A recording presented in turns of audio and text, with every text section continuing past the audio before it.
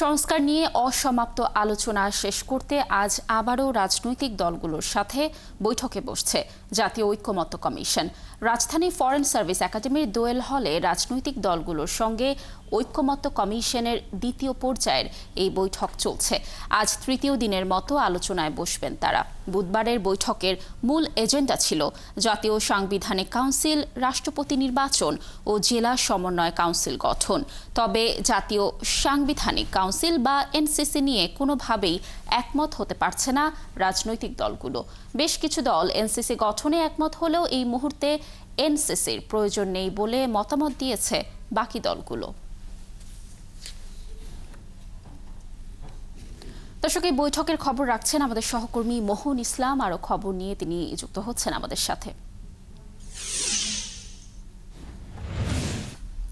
মোহন, আজকের বৈঠকে আলোচনার মূল এজেন্ডাগুলো কি, আর জাতীয় সাংবিধানিক কাউন্সিল নিয়ে আজকের বৈঠকে আবার আলোচনা হবে কিনা জানাবেন।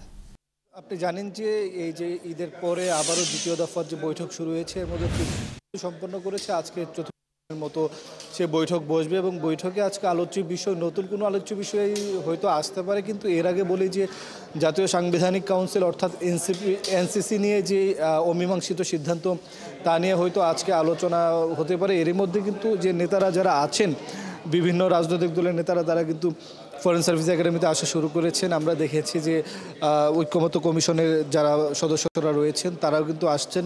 আজকের এজেন্ডার বিষয়ে আমরা তাদের সাথে কথা বললাম। যতটুকু জানি যে গতকাল আলোচনা হয়েছিল এনসিসি এবং রাষ্ট্রপতি নির্বাচন, কিন্তু গতকাল এজেন্ডায় আরেকটি বিষয় ছিল যে জেলা সমন্বয় পরিষদের যে নির্বাচন, সেই কাঠামো কীরকম হবে বা সেটাকে আদৌ প্রয়োজন রয়েছে কিনা, কিন্তু সেই এজেন্ডা পর্যন্ত গতকাল যেতে পারেনি, যেহেতু সময়স্বল্পতা ছিল।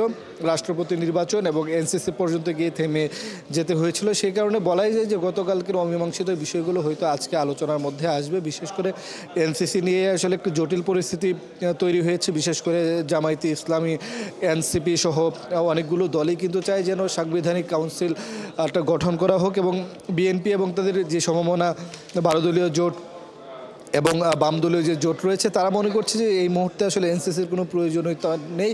এনসিসি গঠনের মধ্য দিয়ে যে সরকার আগামীতে আসবে সেই সরকারের হাত পা বেঁধে দেওয়ার মতো একটা প্রক্রিয়া আসলে থাকতে পারে। সেই বিষয় জায়গা থেকে তারা বলছেন যে এনসিসি এই মুহূর্তে প্রয়োজনীয়তা নেই, কিন্তু পরবর্তী যে সংসদ বসবে সেই পরবর্তী সংসদের মধ্য দিয়ে আসলে এনসিসি বা তার প্যারালাল কোনো কিছু তৈরি করা যায় কিনা সেই বিষয়টা আলোচনা করা যেতে পারে।